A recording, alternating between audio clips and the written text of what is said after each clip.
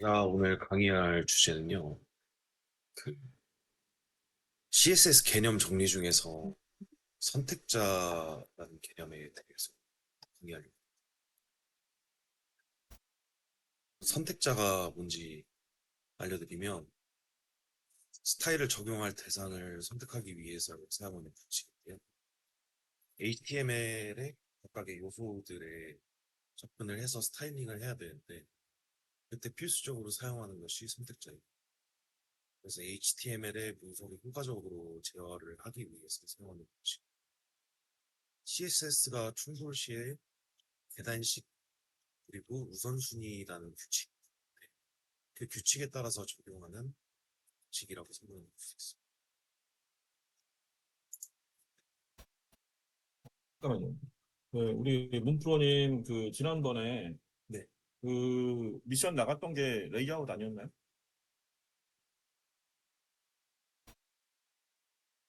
CSS, MDN 참고해가지고 CSS. 지져보세요. 제가 알프로님하고 문프로님한테 요청했던 거는 레이아웃을 정리하라는 거였어요. 선택자 뭐 이거 기본적으로 아는 건데 여기 몰라서 듣는 건 아니거든요. 그래서 그 레이아웃 부분, 그러니까 업무에 직접적으로 영향이 있는 레이아웃 부분을 좀 요청을 했는데 그거는 전달이 다안 된 거예요.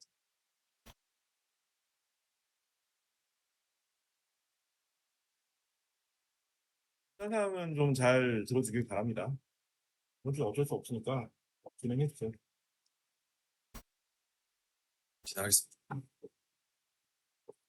선택자의 유형을 설명을 드리면 HTML의 요소를 대상으로 선택자가 있어서 그 옆에 예시를 보시면 바디 부분을 선택을 하고 그 요소의 전체를 스타일을 주는 방법이 있습니다.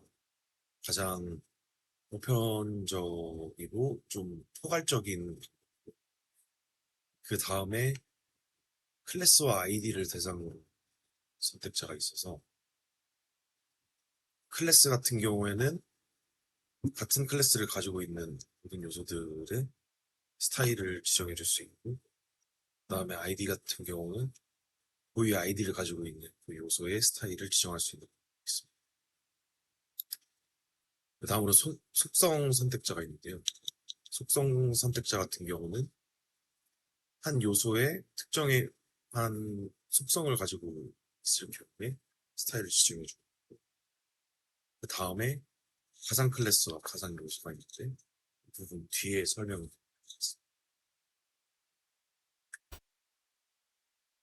속성 선택자를 설명을 드리면 어, 맨 위에서부터 보면 A 태그에 타겟이라는 속성을 가진 요소를 선택해서 스타일을 지정해 줄 수 있는 방법이에요.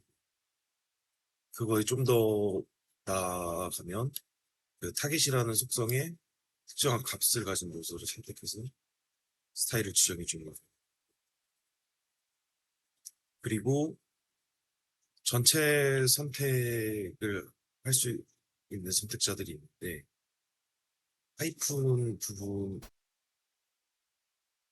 제외하고 나머지를 전체 선택해서 스타일 해주는 경우가 있고 그리고 하이픈으로 구분된 요소를 전체 선택하는 거. 그리고 끝으로 오는 클래스를 전체 선택하는 것과 그거는 상관없이 전체 선택해 속성 선택자들이 있어. 가상 클래스에 대해서 설명을 드리면 가상 클래스는 특정 이벤트가 발생했을 때만 요소를 선택하는 표현인데요. 이런 클래스를 사용하면 음, 불필요한 정보와 클래스를 줄일 수 있기 때문에 효과적으로 사용할 수 있는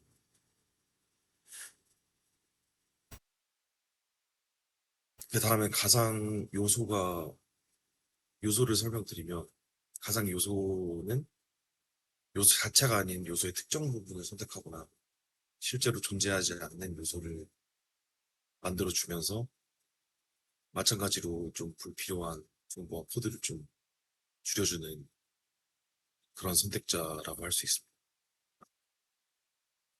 음, 가장 많이 디자인적으로 사용하는 부분, 비포랑 애프터가 있는데요. 비포 같은 경우는 요소 시작 부분에 생성된 콘텐츠를 추가해주는 부분이고, 애프터 같은 경우는 요소의 끝부분에 생성된 콘텐츠를 추가해주는 가상 요소적인 것들입니다.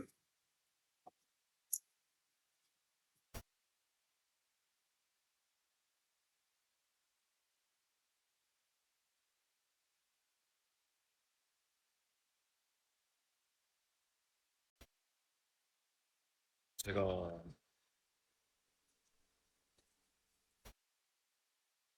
제가 받은 페이지가 이 페이지고요.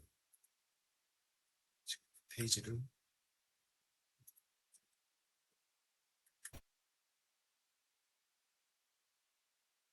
우선 옆에 이 바들을 없애고 그다음에 좀 제거를 한 다음에 그리고 그때 옆에 부분들을 참이지. 이 옆에 부분들을 밑에 부분들을 다 삭제를 시키고 그리고 그 중앙 정렬을 한 다음에 이미지를 선택하면 업로드 잠깐만. 박영준 프로와 같이 협동 작업이었는데 이게 이미지 업로드가 아니라 CSV 파일 업로드다. 박영준 프로 마이크 여세요. 예, 볼륨 올리시고. 예. 이 부분은 파일 업로드해서 DB에 인서트 한 다음에 화면에 뿌리는 건데 이쪽 부분이 협업이 안 됐나요? 어, 파이프 앞에 여기 이거 안 돼가지고. 저도 그 내용이 아마 파일 업로드는 그렇게 되어 있어요. 그래서 CSV 파일이 없는 그걸 대비하는 거고 하나는 그냥 막대만 하는 거였는데 이거 업무 전달이 안 됐다고?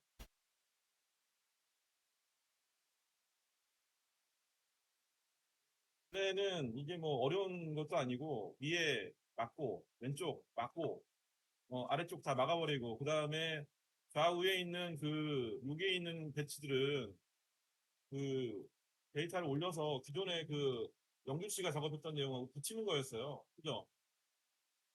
이게 이해가 안 됐나요? 따로 시간을 내서까지 설명을 했던 것 같은데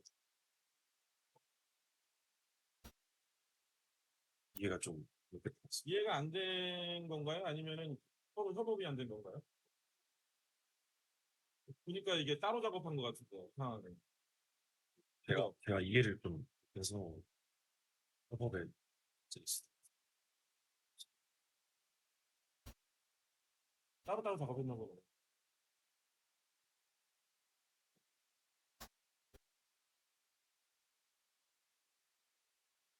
지금 그 일주일 정도는 상당히 긴 시간이에요. 그죠? 보통이. 예. 윤프로님 오늘 뭐 회가 있어서 빨리 가셔야 되니까 이제 빨리 끊어버릴게요. 자, 지금 그 분명히 말씀을 드리지만 윤프로님은 우리 회의 시간에는 학생이 아니나요? 예, 맞습니다. 일 학습 병행제로 오긴 했지만 문프로님에게는 정당한 급여를 저희가 지금 주고 있고 그다음에 저는 이 개발팀을 안정화시키는 게 제 주 임무예요. 그래서 현업 대응 가능하도록 만드는 게 12주 동안의 저희 작업이라고 분명히 말씀을 드렸죠. 예, 그렇죠? 그러면 문프로님은 지금 직장인입니까 학생입니까? 직장인. 그렇죠? 직장인의 입장으로 대응하는 게 맞죠. 예, 그죠? 그러면 업무의 전달 사항에 대해서 이해도가 없으면 사실 확인을 해봐야 되는 거예요. 절도 작업은 아닌 거고. 예, 예. 사실 이거 지금 이거 하신 내용을 보면은 이거 뭐한 시간 작업도 안 돼요. 뭐 이게 지금 화면 나오는 거 이거 중앙 배치하는 거는 다 깔끔하게 쓰는 거는 뭐 진짜 이거 뭐 코드 몇 개면 그거 다 쓰면 되는 거고 위아래 작업 막는 거는 그냥 리막스 시켜버리면 되는 건데, 그거를 뭐 그렇게 좀 우리가 이렇게 쉽게 작업할 수 있는 내용은 아니거든요. 일주일이라는 시간이. 네, 맞습니다. 그리고 정리한 것도 지금 첫날이니까 지금 제가 봐야 되는 상황인 거지만, 그 내용들을 보면은 원래 전달된 레이아웃을 다 정리하라는 얘기였는데, 지금 뭐 간단하게 정리가 이거를 이 산출물을 가지고 어디다 써먹을 수 있어. 지금 우리가 이 작업을 하는 거는 그동안 우리가 모르고 아는 건지 모르는 건지 헷갈리는 거를 아는 거로 만들기 위한 작업인 거고, 그다음에 알고 있었거나 예전에 작업했던 거를 자산화시키는 작업 중의 일환이란 말이에요. 돈을 받고 산출물을 내는 작업이에요. 그런 상황에서 작업을 하는 겁니다. 그러면 타겟을 명확하게 해야 되는데, 지금 보시면 그 임의적인 판단으로 하신 게 굉장히 많아요. 저는 사실 여러분들하고 같은 입장에서 개발을 해야 되는 입장이니까 프로라고 동일하게 호칭을 요청을 했지만, 직급상으로 회사에서는 부해당해요, 현재. 여러분들 책임져야 되고, 여러분들에 대한 모든 판단과 평가를 제가 해야 되는 상황입니다. 입장에서 기본적인 사안이죠. 그래서 조직에 있는 거니까. 네, 그러면 적어도 그 부분에 대해서 판단을 하셔서 준비를 하셔야지, 저에 대한 얘기를 확인이 안 된 상황에서 본인 자의적으로 끌고 나가는 거는 쉽지가 않겠죠. 그죠? 예. 그게 핵심 사안이에요. 그리고 그 저희가 일단 약속한 거에 대해서는 그 외 시간에 대해서는 아무런 터치하지 않습니다. 일주일간 제가 뭐 업무 요청을 한 게 있어요? 뭐가 있어요? 아무것도 없잖아요. 면담한 게 다예요, 사실. 그죠? 예. 원격으로 면담한 게 다인데, 제가 말씀을 드렸다시피 극한의 자유를 드린다고 말씀드렸고, 대신에 무한 책임이에요. 작은 조직에서 그렇게 하지 않으면은 관리할 수 없는 상황이 많습니다. 그래서 그렇게 요청을 드렸어요. 근데 지금 그 첫날인데 상당히 좀 실망적인 상황이에요. 그리고 지금 IP 주소는 지금 로컬이잖아. 로컬에다가 지금 서버를 올려놓고, 지금 프론트엔드 연습하라는 얘기는 뭐냐면 서버에다 주고받고 다 해보라는 얘기인데, 박영준 씨하고 전혀 커뮤니케이션이 안 된 걸로 보여요. 이렇게. 향후에 그렇게 묶어서 줄 때는 다 이유가 있어서 그렇게 주는 거니까 오해가 없기 바랍니다. 그리고 자꾸 그게 반복이 된다면 제 입장에서는 판단을 좀 해봐야 되는 상황이죠. 그렇죠? 여기 뭐 여러분들만 그런 게 아니라 저도 마찬가지 상황이에요. 저에 대해서는 대표님이 판단하겠죠. 그 사람 일이 똑바로 하고 있나 안 하고. 결과적으로는 성과예요. 산출물이고. 자, 주 단위로 여러분들 성과 산출물을 제시를 해야 됩니다. 거기에 대해서 좀 이번 주에 그 문프로님은 많은 미스가 있었던 것 같아요. 지금 문프로님이 제출한 거는 학생이면 이해가 될 수 있죠. 학생이면 자기가 돈을 내고 평가를 받는 거잖아요. 그럼 이해가 되는 거예요.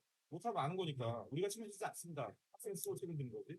그러나 문프로님은 지금 END의 멤버란 말이에요. 문프로님이 역할을 못 해내면 결과적으로는 그건 누가 책임져야 되냐? 회사가 돈을 못 버는 상황으로 갈 수밖에 없는 거예요. 근무를 못했으니까. 그리고 문프로님 입장에서는 반대로 문프로님 돈을 내는 게 아니라 저희가 드리는 거예요. 그거에 대해서 감사의 대가로 돈을 드린단 말이죠. 거기에 대해서 적당한 산출물이 나오지 않으면 그에 대해서는 뭐 이해할 수 없는 상황이 발생하는 거예요. 그거에 대해서는 명심하시기 바라고요. 그다음에 그 회의는 이분들 약속이에요.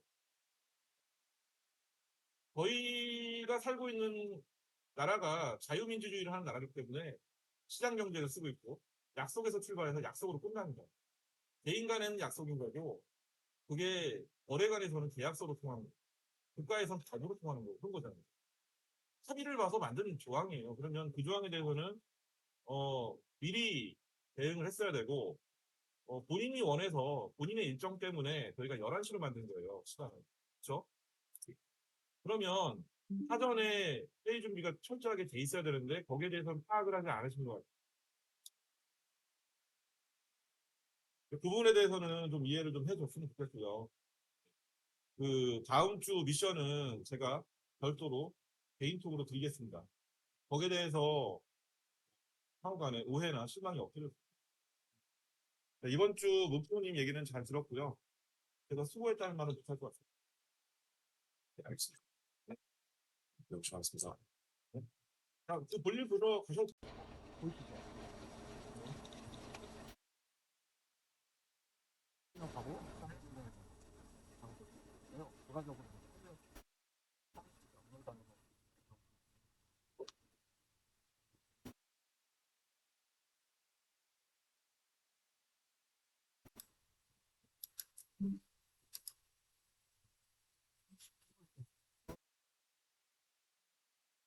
그냥 연결하는 이게 연결하는 아이디랑 이번에 해봐요. 연결하는 하동가고 큰 요건을 꼭 받아서 처리해 주는 거고요.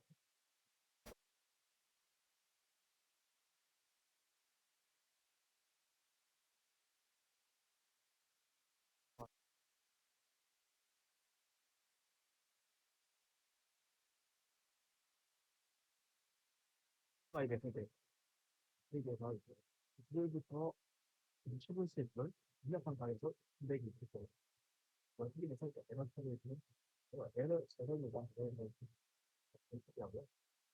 두 번째 두 번째 이메일을 중복되는 이메일인지 확인하는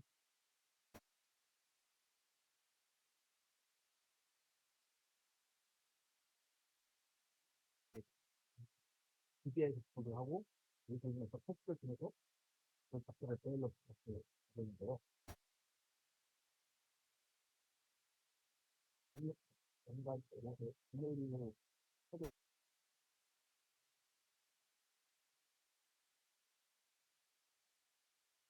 하고 이 모든 과정이 이제 끝나면 회원가입이 된다고 이메일 이거 그 암호화한 파일 암호화한 그거를 이걸 배우는 부분입니다. 메시지를 성공한 메시지를 메일 처리하고 메일 처리합니다. 마지막 두 번째 줄은 이 중간중간에 있는 이제 아웃풋 하나를 에러일 경우 에러 H는 거 에러일 경우 있고 성공일 경우 성공을 틀렸을 때 있는 거고 진행하는 거예요. 세팅해서 회원가입 이메일하고 이메일을 입력하고 번호를 입력해서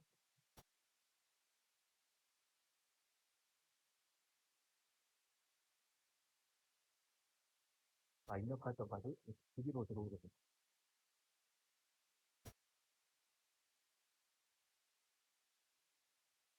다음에 다시 T라는 게 있어요.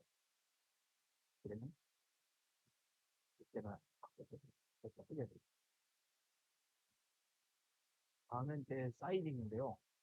사이닝도 이제 사이닝 스타트를 인터 스타트를 했었는데 상황하게 딱 설명해 주고요.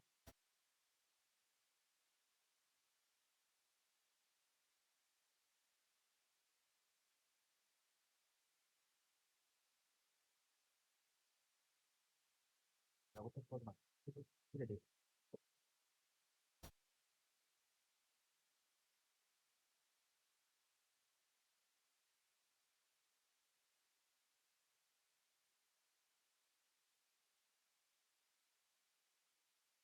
첫 번째부터 3번째까지 유저가 존재하지 않는 데 있어서 체크해서 이메일 중에서 체크해서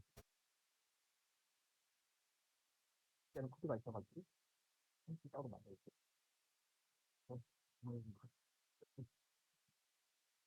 42번째부터 26번째부터 받은 이메일을 통해서 멤버라는 테이블에서 패스워드만 따로 체크해주는 거고요. 그리고 위에 저장했던 암호화된 이메일이 있고요.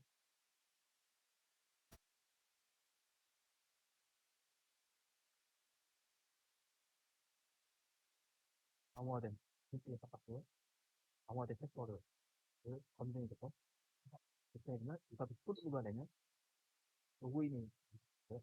로그인할 때 전에는 이메일을 주면서 이메일 예전에 이메일에서 사용할 수 있습니다. 그래서 텍스트를 제가 이제 수정을 했죠. 그러니까 위에 그려서 텍스트로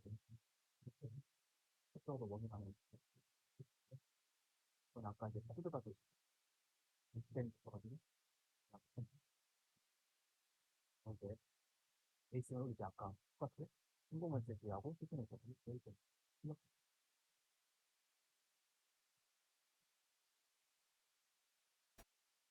코드를 담는 그런 그런 거고요.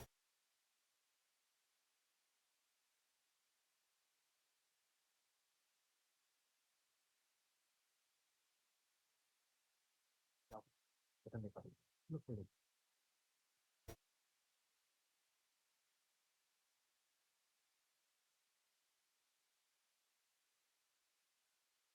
번에서 이제 8번까지는 똑같이 아까 일단은 DB 연결고요.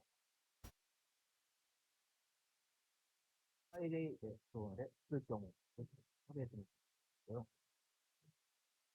여기부터 이제 세 번째부터 이제 파일이 쓸 경우 도착합니다.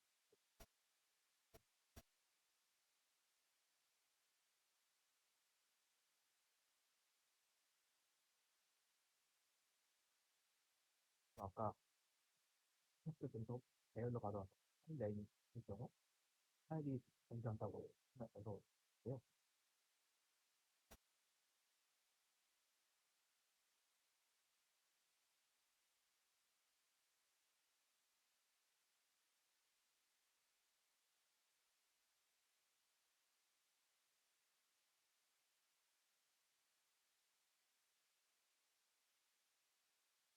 메인 파일 업로드 경우에 식당 이름을 찾아가는 거예요. 사이즈가 이제 바이트로 나오는 거예요. 메가바이트로 계산해 주니다. 메가바이트 계산해서 아웃풋으로 퍼포먼스에서 파일로 파일들을 이렇게 두 번째 순서 똑같이 하나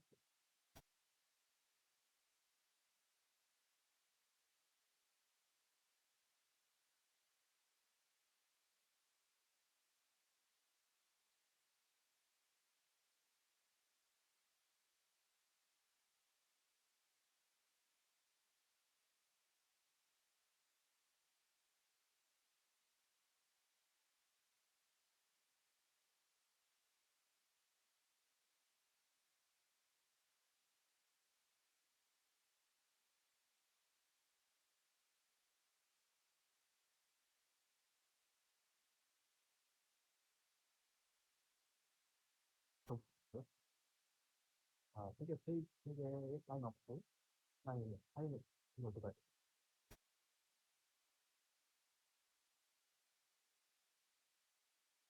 지금부터 발표를 시작하겠습니다. 이번 주 저의 발표는 HTTPS 통신을 위한 SSL 인증서 발급 및 설치를 하도록 하겠습니다.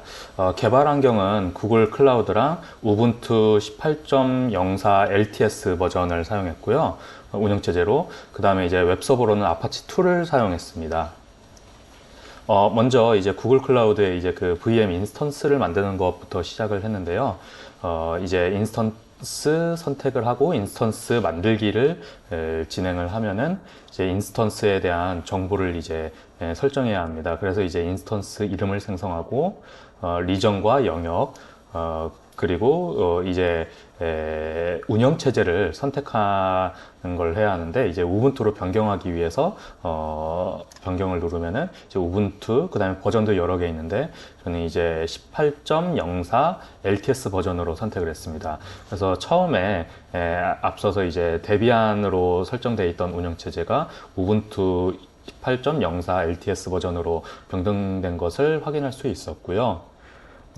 그리고 이제 HTTP 트래픽과 그 다음에 SSL 인증서로 HTTPS 통신을 하기 위해서 HTTPS 트래픽 허용도 체크를 해서 인스턴스를 만들었습니다.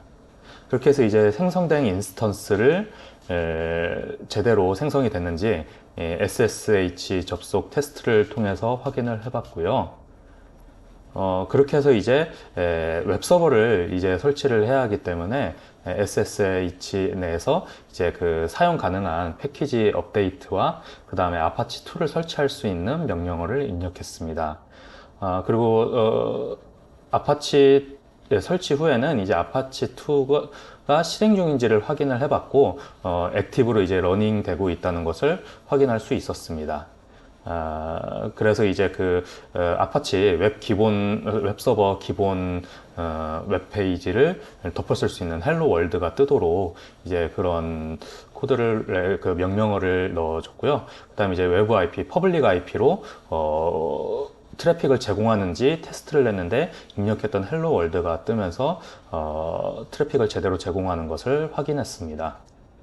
그리고 이제 그 도메인을 만들어서 이제 입혀줘야 하는데, 이제 무료 도메인을 찾다 보니까 덕 DNS라는 곳이 있더라고요. 그래서 이제 제가 원하는 도메인을 입력하고 외부 퍼블릭 IP를 입력해줘서 이제 제가 입력했던 END 플라톤이 붙은 그 도메인 주소로 들어가도 헬로 월드가 뜨면서 제대로 그 통신이 되고 있다는 것을 확인할 수 있었습니다. 그리고 이제 80번 포트를 이용하기 위해 그 방화벽이 돼 있는 것을 이제 활성화해 줘야 했습니다. 그래서 이제 네트워크 방화벽 정책을 이제 만들어야 해서 정책 구성에 이제 이름을 선택해 주고, 그 다음에 우선순위를 입력해 주고, 이제 네트워크의 모든 인스턴스는 이제 프로젝트에 생성한 VM을 의미합니다. 그렇게 해서 이제 그 어떤 트래픽이 와도 받을 수 있도록 어떤 IP를 받을지 모르기 때문에 0000 그 다음에 0으로 설정을 해줘서 어떤 트래픽도 받을 수 있도록 설정을 해주고, 그 다음에 이제 그 서트봇을 이제 통해서 SSL 인증서를 발급받기 위해서는 포트 80번으로 입력을 해주고 이제 방화벽 정책을 만들어 줬습니다. 그래서 이렇게 생성된 것을 이제 확인할 수 있었습니다. 이제 그 서트봇을 설치하기 위해서 사용 가능한 패키지 업데이트의 명령어를 넣어주고, 서트봇 설치하기 위해서 스냅을 설치해 줬습니다. 그 명령어가 바로 보시는 대로 여기에 있는 명령어고요. 그 다음에 이제 제대로 정상 설치가 되었는지 테스트해주는 과정의 명령어들이 다음과 같습니다.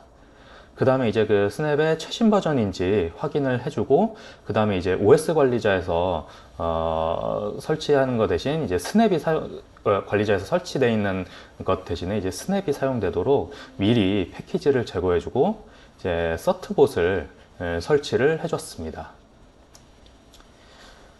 이제 서트봇 커맨드 준비를 해주는 명령어를 넣고, 그 다음에 이제 그 인증서를 발급받고 아파치 설정 파일을 자동으로 수정해서 이제 HTTPS로 이제 보안 통신을 할 수 있도록 해주는 명령을 넣었고, 이제 그러기 위해서는 인증서에 사용될 이메일 주소를 입력해야만 했습니다.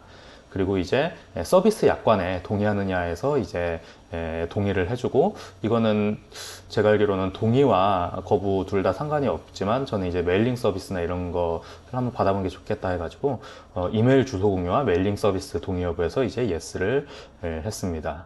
그 다음에 이제 인증서를 발급한 도메인을 입력해줘야 해서 아까 그 DNS에서 무료로 이제 받은 도메인을 넣어줬습니다. 그렇게 되면 이제 인증 성공 메시지가 뜨고, 그 다음에 이제 인증서 비밀키와 인증서와 체인 인증서가 합쳐진 이제 풀체인 인증서가 어느 위치에 저장이 되었는지가 되어 있는 게 볼 수 있었습니다. 그래서 이제 HTTPS 통신 설정을 위해서는 이 저장 위치를 알아야 하기 때문에 이거를 이제 따로 기록을 해뒀었고요. 그 다음에 이제 자동 갱신 테스트라고 해서 이게 90일 동안 인증서가 되는 걸로 봐가지고 한번 이제 그 자동 갱신을 해줘서 이제 제대로 갱신이 성공적으로 됐다는 메시지를 볼 수 있었습니다. 그 다음에 이제 그 인증서 설정을 위해서 인증서 파일에 이제 접근할 수 있는 권한을 부여를 해줬고요. 이제 아파치 설정 파일을 이제 생성해주는 명령어를 넣고, 이제 다음과 같은 이 박스 안에 있는 설정을 해줬습니다. 이제 HTTPS를 이제 443번 포트로 프로토콜을 설정해주고 HTTP는 80으로 프로토콜을 설정해 주었었고요. 그 다음에 다큐멘트 루트라고 해서 웹 파일이 존재하는 디렉토리를 이제 지정해주고, 그 다음에 SSL 키 파일 위치를 이제 지정해주는 이제 명령어들을 이제 입력해 줬습니다.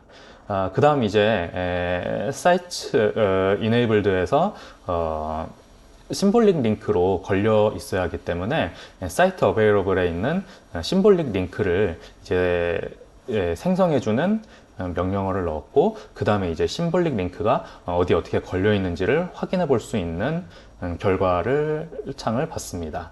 그 다음 이제 SSL 모듈 활성화, 그 다음에 의존관계 모듈 활성화를 위해서 다음과 같은 두 개의 명령어를 넣어줬고, 이제 아파치 서버를 재실행해 주는 것으로 이제 아파치 서버 이게 설정이 제대로 되어 있는지를 확인해야만 했습니다.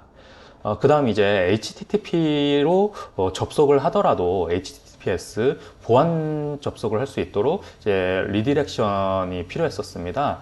그래서 이제 그 HTTPS 부하 분산기로 트래픽을 리디렉션 해주는 설정을 이제 해줬고요. 이제 인증서를 만들기 위해서 인증서 이름과 그 다음에 도메인을 설정해 줬습니다. 이거는 이제 구글 클라우드에서 진행이 되었습니다.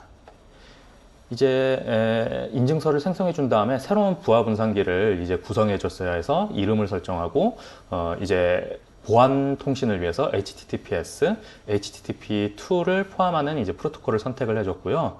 이제 HTTPS를 설정해줬던 포트 433을 입력하고, 방금 전에 만들었던 생성한 인증서를 이제 선택해 줬습니다. 그 다음에 이제 HTTP와 HTTPS 간의 리디렉션을 사용이 가능하도록 이제 체크를 해주는 것으로 이제 설정이 완료가 되었고, 그렇게 해서 이제 HTTP로 접속을 제가 한번 해봤는데, 통신을 하자 이제 HTTPS로 통신이 되는 것도 확인을 했습니다. 그래서 이제 혹시 몰라서 이제 개발자 도구 시큐리티에서 이게 보안이 잘 적용이 되었나 확인을 해봤는데, 다음과 같이 이제 세큐어가 보안이 이 페이지는 되어 있었고, 그 다음에 그 인증서 또한 유효하고 믿을 수 있다는 것도 확인할 수 있었고, 커넥션 또한 보안이 되고 있었다는 것을 알고 있었고, 이제 리소스 또한 보안이 되게 모두 다 제공이 되고 있었다는 것을 확인함으로써 이제 제가 했던 과제를 마무리 지었습니다. 네, 이로써 제 발표를 마치겠습니다. 감사합니다. 잘해주셨고요. 네, 바로 준비가 되시면 우리 알프로님도 해봅시다. 예.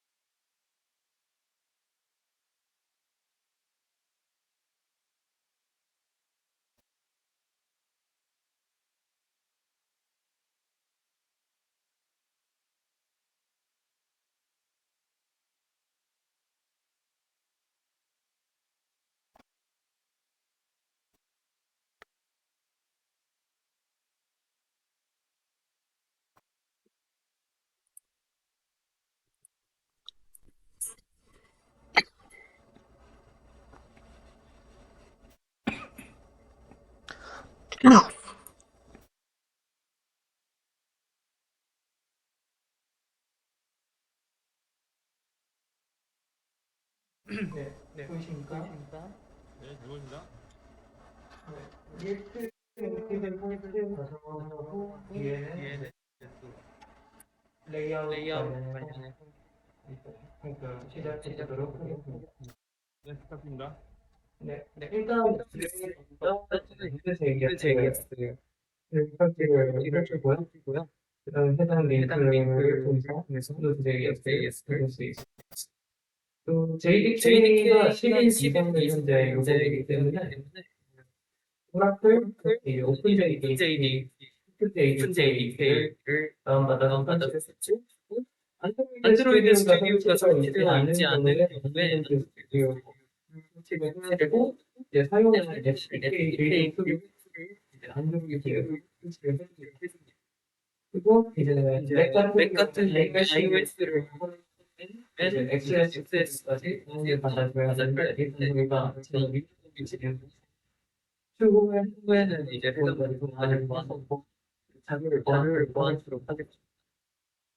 이제 환경 센서를 해줘야 되는데 자가홈 이제 설치 경우에 이제 새로 수요일 수도 있고 환경 센서를 설정을 했습니다.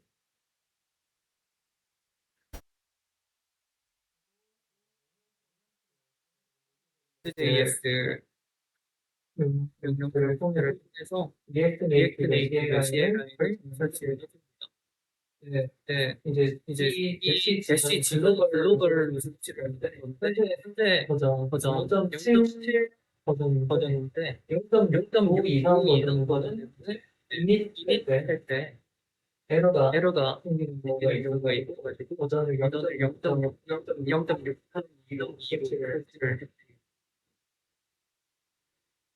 그리고 이제 리액트 이닛 프로젝트 네임 세팅을 그 초기 구성할 수 있는 순서를 만들어줍니다. 한 프로젝트고 다음 혹은 이제 명령 리액트 네임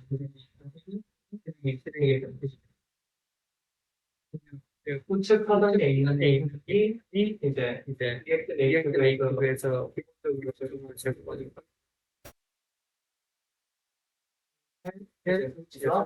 이제 기동 통해서 최초 셀링이 완료됩니다.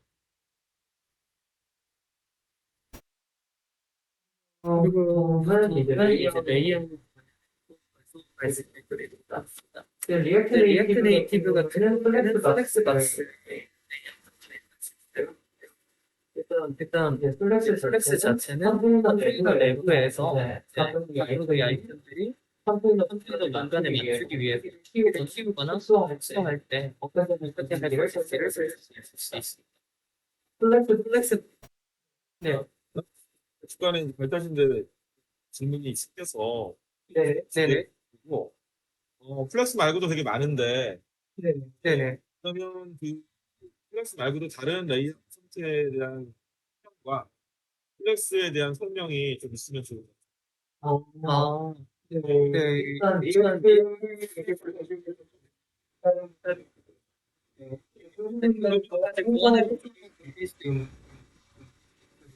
그러면 플렉스에 대한 정의가 어떻게 되죠?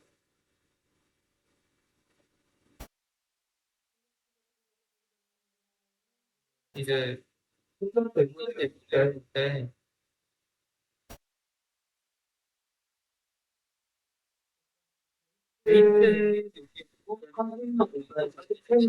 때 이거 설명이 있겠네요. 네. 이거는 크게 생각이 좀 해주세요. 네. 네, 진행해 주시기 바랍니다. 네, 이제 플렉스 베이스 같은 경우는 가 들어가 있습니다. 이제 수치를 만약에 입력을 베이스가 헤이를 플렉스 로우 같은 경우는 컨테이너에서 태어나는 공간 이제 차이들이 대단히 플렉스 스트리밍 같은 경우는 한 컨테이너가 전입하는 경우에 얼마나 얘기를 드릴 건가. 일반적으로 이제 축약형 많이 쓰는데 이제 플렉스 베이스 설정 쓸 수 있어요. 예를 들면 1, 2, 3, 이제 거의 강당을 그릴 수 있고 사이드가 1대 2대 될수 있어요.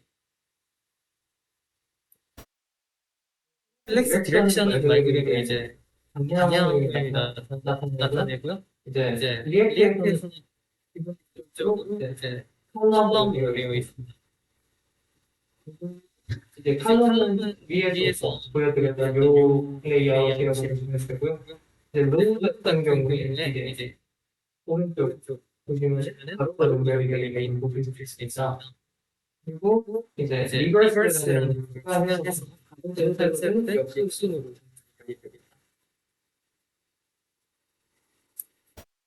그리고 저스티파이 컨텐츠는 플렉스 섹션에서 메인 액세스를 기준으로 DT를 할 것인가 플렉스 스타트 같은 경우에는 스타트 그 하나의 위쪽 로우 인형의 좌측으로 붙여줍니다. 반대로 리버스는 경우가 있어야 안 되고 반대로 붙게 됩니다. 플렉스 엔드는 반대로 엔드를 기준으로 정렬을 하고요. 이렇게 엔드는 정렬을 하게 됩니다. 그리고 센서는 중앙에 정렬을 하게 됩니다. 메인 엑시스를 기준하기 때문에 현재 가운데 있는 것을 볼 수 있습니다. 그리고 스페이스 비트윈 같은 경우 양쪽 맞춤을 때 스타트 엔드와 아이템의 가장 적은 아이템의 여백이 0인 것을 볼 수 있습니다. 스페이스 이동은 이제 양쪽을 맞추는데 스타트와 엔드 그리고 오브젝트 간의 간격이 동일한 것을 확인하실 수 있습니다. 그리고 스페이스 바운드의 경우 양쪽을 맞추는데 이제 스타트와 엔드 사이의 간격이 오브젝트 간의 간격보다 작은 것을 확인하실 수 있습니다.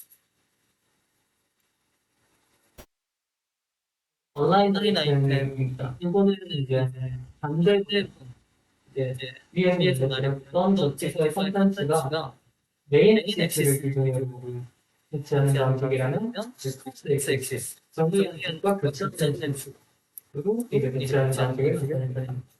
스프레이트의 경우 길이를 미지정했을 때 해당 영역을 가득 채우게 됩니다. 현재 이제 메인 액세스가 칼럼인데 이제 위스를 지정해 주지 않기 때문에 가득 채우는 문제도 있을 수 있습니다. 베이스라인의 문제를 기준으로 정의하는데 이제 문자가 현재 없기 때문에 그렇게 나타나는 거는 플렉스 스타트의 경우 이제 좌측 그리고 플렉스 엔딩의 우측 플렉스 센서의 경우 베이스 라인의 경우 로우 문자열을 넣고 그렇게 나누는데 문자 열을 기준이 1000을 중심으로 정렬을 하게 됩니다. 온라인 서스는 이제 온라인 아이템과 동일한 있는데 이별 타이드 여러 가지 벤치를 필요로 할때 쓸수 있습니다. 보시면은 왼쪽 플렉스 기본 기업을 왼쪽을 쓰고 있고 빨간 박스 이거는 엔드를 통해서 좌측으로 칠 수 있습니다. 얘는 자 쓰고 칠 수 있습니다. 이제 차이드가 크거나 많을 때 너무 많아가지고 메인 액세스인 사이즈가 있을 때 복수로 처리를 할 것인가에 대한 것을 보시게 됩니다. 현재 보시는 랩브레이크로 처리를 하는 랩브레이크 이렇게 추가하는 즉시 역도를 추가를 랩 리버스 로우 리버스 리버스 동일한 되게 있을 것 같아요. 온라인 컨텐츠의 경우 플렉스를 사용했을 때 복수로 발생한 그들에 대한 소리를 것인가를 제공합니다. 현재 전체 플렉스 스타트로 적용되게 되고 플렉스 엔드의 경우 복수로 일정이 장난을 보여줄 수 있습니다. 센터는 스트레치의 경우 이제 각 이제 뻗어가지고 확장돼서 화면을 세우는 것을 볼 수 있습니다. 이 경우 스타트를 기준으로 배치가 스페이스 비트윈의 측 전체인데 양쪽 마시고 여기가 여기인 것을 느낄 수 있고 서라운드 아까 패션들의 상태를 동일하게 진행된다고 그리고 포지션입니다. relative의 현재를 합과 등의 위치를 기준을 지정한다고 움직인다고 보시면 될 것 같습니다. 네, 측하단에 있는 게 relative 포지션. 네, 측하단에 있는 것은 absolute 포지션입니다. absolute 포지션이고 가장 가까운 가장 큰 포지션 relative이기 때문에 측하단과 같이 현재 컨테이너 기준으로 정리를 하기로 있습니다. 네. 위의 relative와 다른 얘기입니다.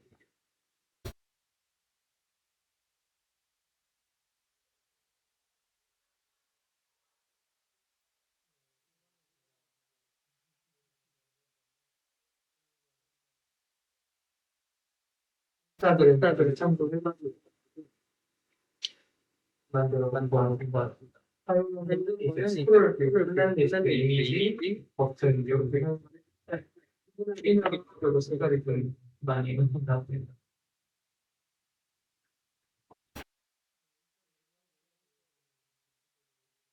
이렇게 아무리 없을지 네, 이상으로 발표를 여쭈도록 하겠습니다. 네네. 아, 난 살짝 부족한 느낌은 좀 있죠? 그죠? 악선은? 네. 보완하셔야 될 것 같고요. 네. 어제 제가 그 양프로님하고 얘기를 했는데, 바로 지급할 수 있는 맥북은 자기가 쓰고 있는 에어가 있다고 하더라고요. 네. 네, 그래서 저희가 예산이 될 때까지는 일단 네. 양프로님을 인수 받아서, 흑개님 다 됐으니까, 인수 받아서, 지금 저희가 프로젝트 하면서 지금 가장 크게 문제가 되는 게 아이폰에 지금 지원이 안 되는 거잖아요. 네. 네이티브를 쓰기 위한 가장 큰 목적 중에 하나가 아이폰 안드로이드 동시 지원이에요. 지금 현재 자료에 아이폰 쪽의 내용을 추가 보완하고, 그 다음에 깃허브나 이런 데를 검색을 많이 해보시면 다른 사람들이 레이아웃 친구가 굉장히 많아요. 네. 레이아웃 갖고 여러 가지로 이렇게 코딩을 해서 예제로 만들어 놓은 것들이 굉장히 많아요. 근데 내용을 늘려보셔서 자료 보완해가지고 지금 해주시면 네네. 그래서 알프로님은 지금 다음 주 시간 그 내용 감사합니다. 네네 보완해서 될 것 같고요. 맥북은 분명히 양프로님 거를 쓰시면 제가 보기엔 다음 주 월요일 정도는 숙제가 가능할 것 같거든요. 네. 네, 다음 주 월요일부터는 iOS 쪽을 집중 보완해서 그걸 마감해주세요. 알겠습니다. 네, 알겠습니다. 이제 회의 마무리해야 될 것 같은데요. 일단 아까 들준 처음에 너무 실망을 해서 네, 그게 상당히 거북하셨을 텐데 어쩔 수 없는 상황이었습니다. 두 분 되게 잘하셨고 지금 이게 전달 사항이란 게 원래 임무는 정확한 미션을 줘야 되거든요. 나는 정확하게 미션 줬다고 생각했는데 아까 대응 방식에 대해서 좀 오류가 있는 것 같아요. 그 부분은 저희가 해야 될 것 같아요. 저희가 내년 2월 말까지 상당히 오랜 기간을 잡아놓고 이 작업을 하는 이유는 뭐냐면요. 지금 스스로 보시면 이해가 되시겠지만 저희가 현업에 바로 대응할 수 있는 지금 개발자가 다 한 명도 존재하지가 않아요. 우리도 그렇게 느끼실 거예요. 부분에 대해서는 알지만 통합적인 판단을 할 수가 없기 때문에 그럼 개발하기 어렵거든요. 통합적으로 알아야지 그중 4명 중에 1명이라도 있어야지 나머지 3명을 팔로우로 두고 끌고 갈 수가 있는데 지금 현재 그런 상황이 아닙니다. 저희가 그런 걸 빨리 만들기 위해서 주요 컴포넌트들에 대한 연습을 하고 있는 거예요. 그러니까 실전 가서 당황하지 않으려면 지금 정확하게 만들어 놓는 게 굉장히 중요하거든요. 그래서 매우 필요한 작업이라고 생각을 해서 제가 지금 하고 있는 거고요. 지금 본사에서는 사실 바로 서비스에 들어갔으면 하는 바람을 많이 보여요. 영업도 대응하려고 하고. 근데 지금 오늘 뭐 렉처 하시면서 느끼셨겠지만 지금 저희가 전장에 이 상태로 나갔다가 전원 다 총살이에요. 예, 완전 뭐 자신병이라고 봐야 됩니다. 예. 이게 어모는 어떻게 해야 되는지 커버링 파이어는 어떻게 해야 되는지 뭐 전혀 뭐 이해가 없는 상황에서 막연하게 나는 개발을 하고 있구나라는 착각에 빠져 있는 거예요. 확실하게 할 수 있는 게 있어야 되는 거예요. 할 수 있다가 아니라 정확하게 코드가 산출되지 않으면은 현업 대응은 안 된다고 보시는 게 맞아요. 현장 가서 허겁지겁 찾아보면은 웹서핑하고 찾아보면은 거의 대응 안 돼요. 못해요. 기간이 있기 때문에.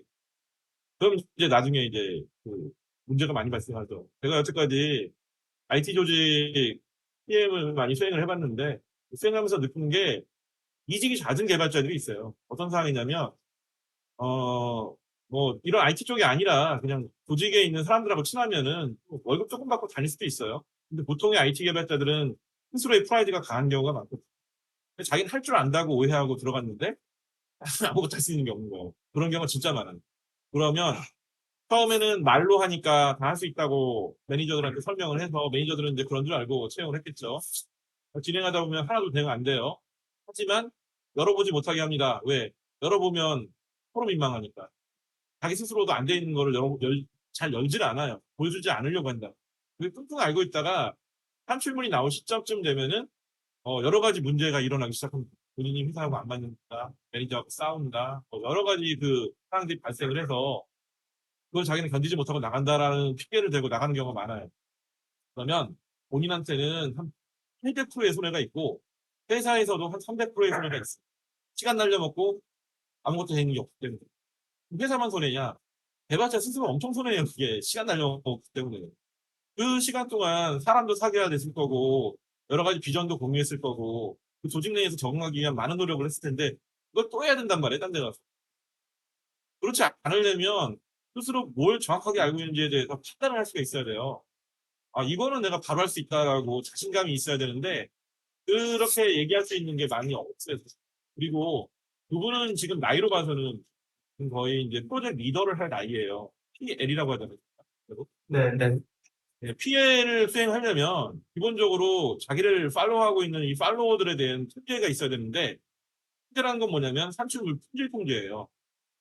고객하고의 접점 또는 자기 매니저하고 접점에서 이 품질에서 트러블이 나게 되면은 결국에는 이게 안 되거든요. 모두에게 손해가 나는데 그러려면은 전반적인 이해가 완벽하게 있어야 됩니다. 그리고 이 사람이 어디서 실수할 수 있을 거라는 판단을 분명히 해서 사전에 조치해서 자기가 준비하지 않으면은 그런 PL이 다 책임을 져야 되는 상황이 많이 발생을 해요. 그런 악순환을 끊으려면요. 제일 좋은 방법이 이런 방법이에요. 확실하게 내가 알 수 있는 게 뭐고 그리고 자기가 잘 모르는 경우에는 다른 사람이 대신 공부한 거를 자기 거화할 수 있는 그런 기회가 생기기 때문에 포괄적으로 공부하는 속도가 빨라져요. 이렇게 하게 되면.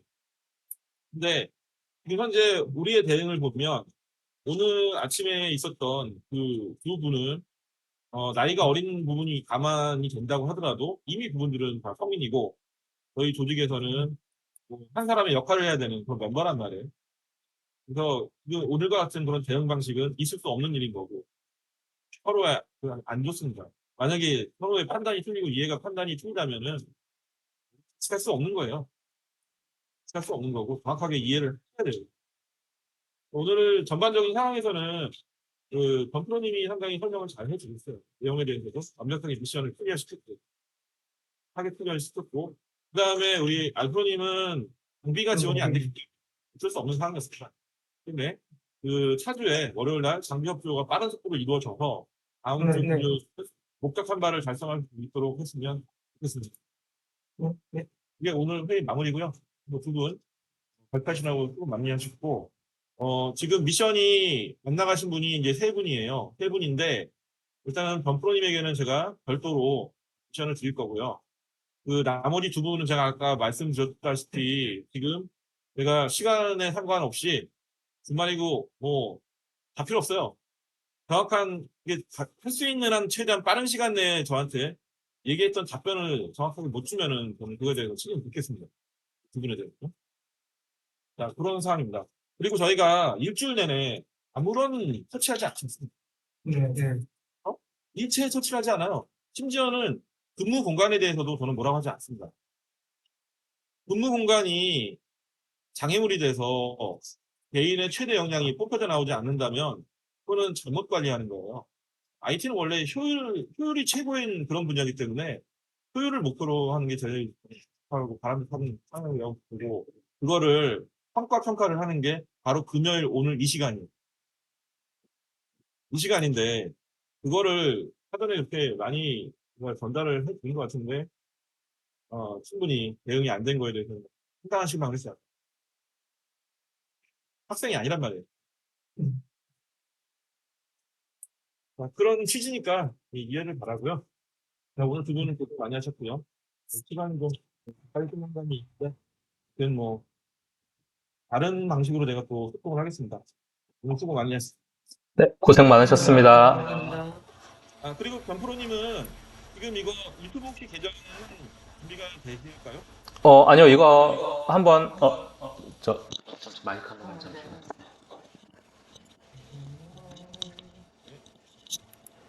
네, 그 계정 하나는 공식으로 이제 저희가 뭐 홍보 영상이나 이런 거 올릴 걸 말씀하신 거고, 하나는 저희가 이런 전체적인 회의를 올리는 걸 말씀하신 거죠? 네네, 맞습니다. 그러면 따로따로 해서 그 분리해서 만들도록 하겠습니다. 네. 네, 채널이 두 개가 필요하고요. 네. 네, 채널이 두 개가 필요하고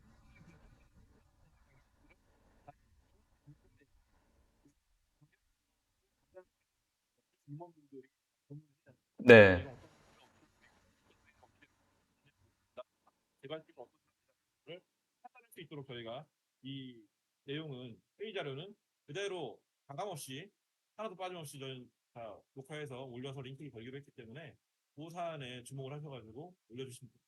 네, 알겠습니다. 그러면은 이따가 회의 끝나고 계정 만들고 오늘 영상들 다 붙여가지고 올리도록 하겠습니다. 네네. 네. 이따가 링크 네, 네, 그렇게 하도록 하겠습니다.